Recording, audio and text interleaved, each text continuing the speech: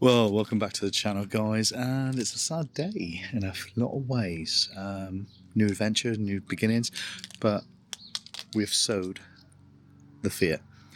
And I promised the chap who's bought it I'd make a video about using it. No, nothing else, nothing exciting, just purely how to use it. And I thought, well, let's turn that into a video for the channel as well, because maybe that'd be just a nice thing for everybody to see if you're going to buy one, you know. So we're going to start with all the basic stuff, you know, and around the steering, you know, so indicators and things like that, various different switches, and then we'll move on around the van and we'll just talk about it. So this might be something that some of you are interested in, possibly some of you won't be interested in. We're Mark and V, and this is our adventures. I'm just going to turn around so you can actually see me. I can realise the sun's so bright you can't see me. So this is just for the chap who's buying it, really, and anyone else who wants to watch it, thanks for viewing. Right, let's get on with it. So there we are. The van's all open. So now let's go inside and have a look. So as we're looking at the driver's seat, the first thing I'm going to point out is the bonnet latch is down there underneath the steering column, as is the adjuster for the steering column itself, so you can just literally adjust that to whichever position you want. There is another switch there, and that's one I've installed, so that's not on other ones. That there is to turn on and turn off a siren on the black alarm on this one. So if I turn that on, that puts the siren on. Now I did that so it's quiet on campsites. Under here you will find a fuse box, as you will on the other side, which we will point out on the other side. Up here is the LED for the alarm. That's the black alarm again. That will flash when it's on, and that LED there is just an old LED that doesn't do anything, so you could wire that in if you wanted to. When we look at the steering column, it's all pretty self-explanatory, really. You've got the microphone here for your hands-free calling. That is your double-din stereo, Apple CarPlay, Android Auto, all your standard controls down there. So there's nothing else really to surprise you. It's all the standard stuff. The front screen just lifts up, and when you bring it up, you fold down your blinds before you pull it up, and then you get these catches, which I'm going to try and show you now. So pull that one up, and then he just hooks up over there. I'm just going to do one a minute so I can show you, and hopefully you can see that. So he hooks up over there, and that's how you put your front screen up.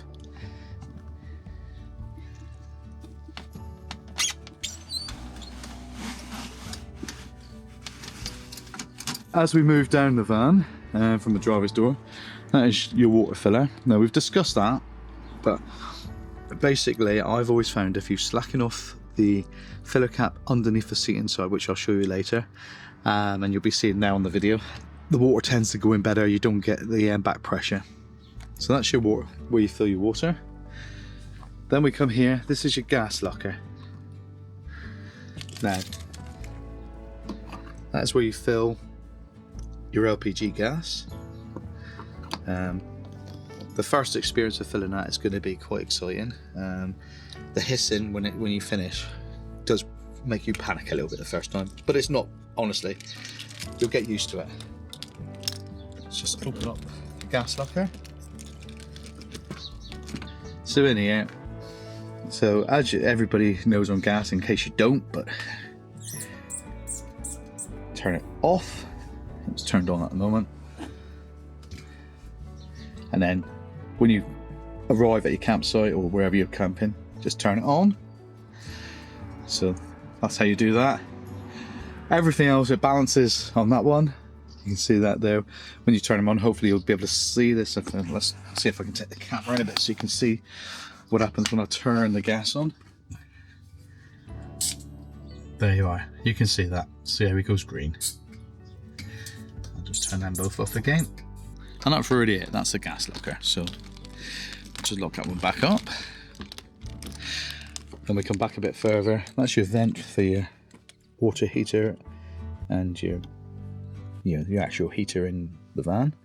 That's our exhaust. Sometimes you might notice a little bit of like darkening there, just clean it off. Then we come back, we've got the garage. So let's have a look in the garage.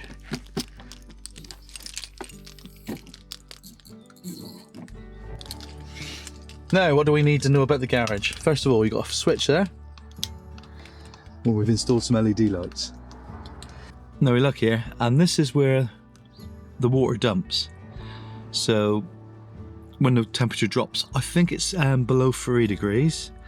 That one will automatically drop and it will dump all your water. So you'll need to just be aware of that if you're camping when it's cold. What we've done in the past, up above me, we have a peg. And we just literally peg that in position if we're camping. But be aware, if it freezes up, it's going to damage something. So only do that if you really need to. That's your water heater and your heater for your the van. You can see all the pipes running around. If we come around the back, there's nothing really to show you, except that's your cameras there. You got one that looks straight back. As you can see, that's one your normal driving, and your reversing one's that side. And then we look down the passenger side. So first of all, we got a toilet. Push them both in, open them up. To remove them, that lever there, lift them up and literally just pull. It's as simple as that. And then just insert them. There is a fuse in here, should you have any issues with the flush. And there he is, there is a 3 amp fuse. Lots of people have had problems with their flushes not working. And it's been that fuse corroding, so be aware of that. Then we come around a bit further, we got gas locker. Turn him on. Obviously your gas has got to be on from the bottle. That's where you turn your gas on. Literally just turn it that way. I won't do it now, but that's your gas. So you can have an outside barbecue. Right, up above is your outside shower. Now, when you viewed it, we couldn't get it to work. Now, pull this one right way out.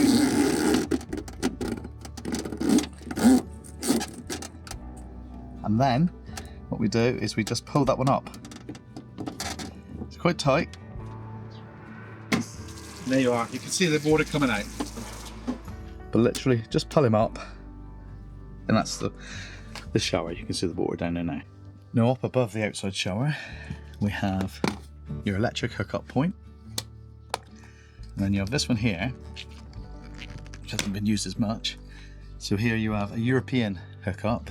I don't know if we ever used, anybody would ever use that, but European satellite and phone, satellite, television, and there's this one here which I'm really not sure what it is, but someone may be able to tell us in the comments. And the very last thing, as we come down forward, this is something I've installed. It's your USB socket. This is controlled by, powered on and off by a switch inside, and I'll show you that in a minute. And as we come round to the passenger side, we have fuses under there, and that's probably all to show you, but I will show you now how the seat works. Now if we come down a little bit, so down here we have a lever, alright, and that literally allows the chair to spin. So then you need to move them forward normally, so just bring it forward, then you just move him around to the position you want.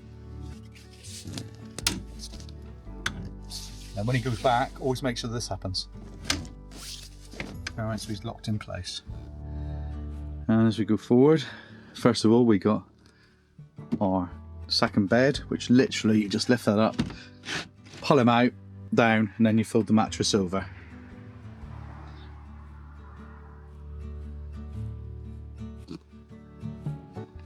Here we have extra USBs I've installed, turned on by button there. You see that button? That lights, the extra USBs. So you've got one socket there, and extra sockets up there. Television aerial, external television aerial is up there. We've never used it, we've always used internet TV, but if you wanted to tune in your TV, it's all plugged in over there. I was telling you about the USB switch. Now that is behind the passenger's chair. Hopefully you can see this. It's there. On, off. USB. There, and the accessory point there. Same on this side, accessory point and USB. Under the driver's seat, one of the leisure batteries. Fuses. Under this seat is the water tank, leisure battery, and at the very back you can see there the solar controller, which is Victron.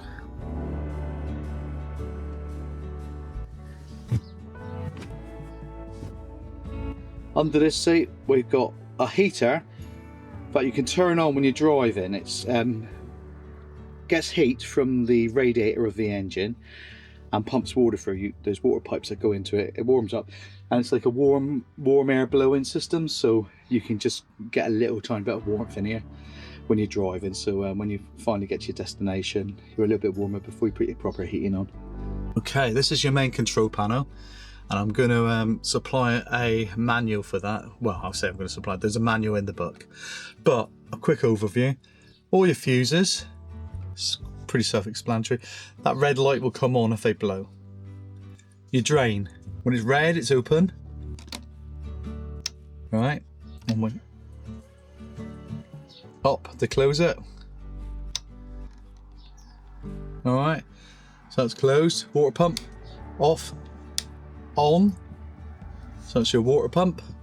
So you can see the outside temperature is 17. Oh no, I think that's the inside temperature, 17. That's the secondary solar panels that are on the front of the van. They're not very good, but they do take some power at times. Your waste tank, water tank, main power, on, off, 240, so that's your trip switches, and there's your 12 volt. Switched off. Now, one thing I will say, I talked about dumping the water earlier on. If it dumps the water, the pump just keeps on going, so when you park up in the code and you're not going to use it for a while, turn that one off, because your pump, if you don't realise, your pump on your water would just keep on going. As we come across, that is your skylight switch. That one there is the outside light.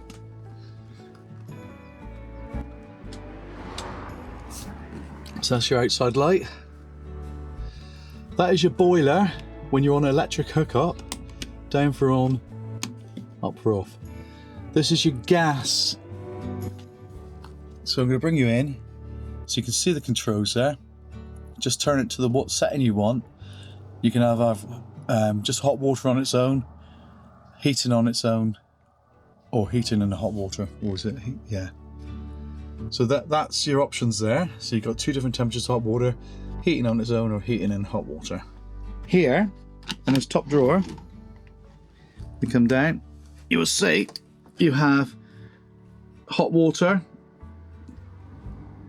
and a cooker. Okay, that's to turn on or turn off the gas for the hot water and for the cooker. That is in the on position at the moment. If they're level, they're on the off position. In the wardrobe as well, here we have some more gas. That's your fridge, and that's your outside shower. Store cupboard, nothing to see in there apart from, racks. There's your cooker. So you've got various different cupboards and grill, oven and cooker, and there's your hob. That's all quite obvious. No switches here to worry about. You got, if you're on hookup, you got 240 there. You got the European 12 volt there, which is you'll need an adapter for if you want to use that one. That switches the lights up there. There's your TV. Remote controllers there. There's some lights that were in it when we got it. Literally just, I think there's a button there, yeah. So, lovely.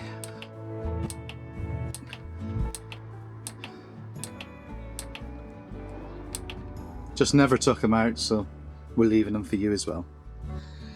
There is the main table, left on the bed with a pole. If you use a smaller table, it uses that pole. So that's your choice there, what decision you want to make. Looking around, under the bed, we have a cupboard here, which gives you access to the garage again. I've left the lights on, so I'll have to open the garage again, won't I? And then we turn this way, you got your fridge. Turn your fridge on or off.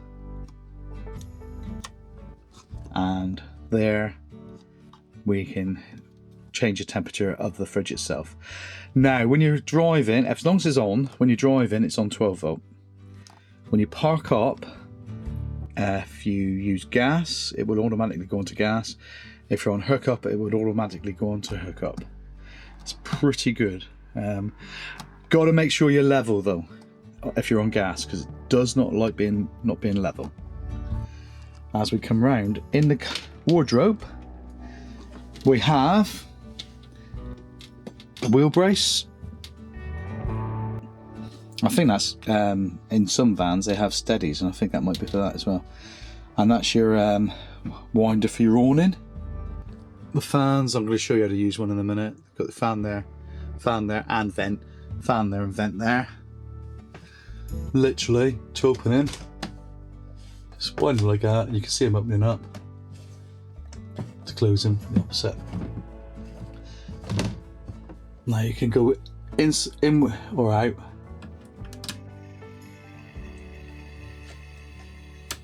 And there's your speeds there as well. Now if you're switching from in to out, don't do it really fast, because we've managed to blow the fuse a couple of times doing that.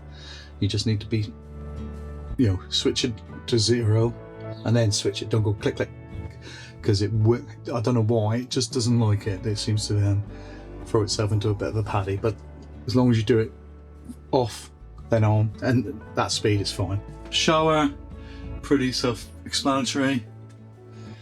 Toilet, there's your flush button. Tap. We will be cleaning it before you have it as well, don't worry. You have a little cupboard under here. 2 more 240s up there behind the microwave. I think I'm pretty much taking you around the whole van now. We'll show you under the bonnet and show you a few things under the bonnet, just in case you're unaware of anything. Yeah, I think that's it. To unwind the awning, the socket is there. One other thing before I forget, that is rear air suspension. You blow it up there. I think the maximum pressure you can see there, and I tend to run it about at that position where it is now, and I think it's quite good, but entirely up to you. You're going to want to try and round and see what you think. Right, first thing I'm going to show you, lifted the bonnet, there's a stay, so it stays up. It stays up. More fuses and relays in there. Water bottle. Air filter. There's your dipstick. Topping up your oil. Power steering fluid. Your brake reservoir. There's a siren for the alarm. There's another siren under the van. I'll show you the spare wheel in them as well. I just thought about that. Start a battery. And you asked us about the spare wheel, and there it is. There's your spare wheel. It's a pain to get to. It really is. But that's where it is. I think I've taken you around everything. I can't think of anything else you need to see. We've shown you operation of everything. there's a few bits and pieces I'll show you tomorrow. Set you up on the, I'll set your phone up on the head unit. I'll set your phone up for the solar. And that's really it. So, well, for everybody else, thanks for watching this, guys, and you've had a little walk around our Fiat, and we'll be giving you a walk around on our new van very soon. Bye. GT, oh, Suzuki GT. How nice was that? Beside the point, guys. Right, so that is it. That's a Fiat Benimar quick walkthrough. Probably a longer walkthrough than I thought it was going to be. But there you are. Thanks for watching, and do the stuff, you know, subscribe, like, and I will see you in the next video, guys. This just probably popped out in between all my other videos. So we'll see you in the next one. Look after yourselves.